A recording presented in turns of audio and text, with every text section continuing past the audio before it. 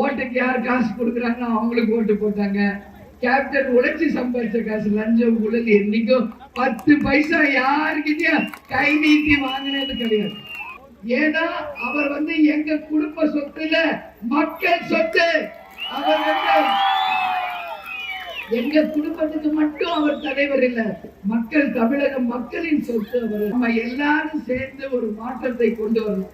அவர் கனவு லட்சியத்தை நம்ம ஜெயிக்கணுமா இல்லையா? ரதம் கூட இலங்கை வாழ் மக்கள் அவருக்கு பரிசளித்தது.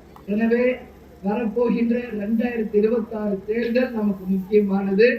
நீங்க எல்லாம் விரும்புற மாதிரி ஒரு மகத்தான கூட்டணி அமைச்சு, அதே நேரத்துல நம்ம எல்லா இடத்துலயும் ஜெயிச்ச மக்களுக்கு நல்லது செய்யும்.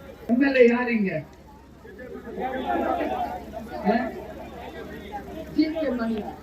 ஆமா, அவர்கிட்ட சொன்னீங்களா? பட்டா சிட்டா அடைகள் எங்களுக்கு வேணும்னு சொல்லலையா? எழுதி கொடுங்க. ஏன்னா எம்எல்ஏ உடைய வேலை அதெல்லாம். சும்மா ஓட்டு வாங்கி ஜெயிச்சுட்டு எங்க போய் உட்கார்ந்து இருந்தா இப்படி அதுக்கப்புறம் வரலையா? அதுதான் நான் சொல்றேன். ஒரு எம்எல்ஏ கிட்ட முதல்ல நீங்க எல்லாம் கோரிக்கை மனு வைங்க. அப்படி அவங்க செய்யலைன்னா நிச்சயம் இதை நாங்க சிஎம் செல்லுக்கு அனுப்புவோம். சிஎம் செல்லுக்கு அனுப்பி ஒகேனக்கல் மக்களுக்கு பட்டா சிட்டா அடங்கல் எதுவும் இது வரைக்கும் கொடுக்கல, உடனடியாக ஆவணம் செய்யுங்கன்னு நம்ம கேட்கதான் செய்யும். இதே நம்ம ஆட்சியில் இருந்துருவீங்க, என்னைக்கும் உங்களுடைய முதல் கோரிக்கை முதல் கையெழுத்திலே நிறைவேற்றப்பட்டிருக்கும்.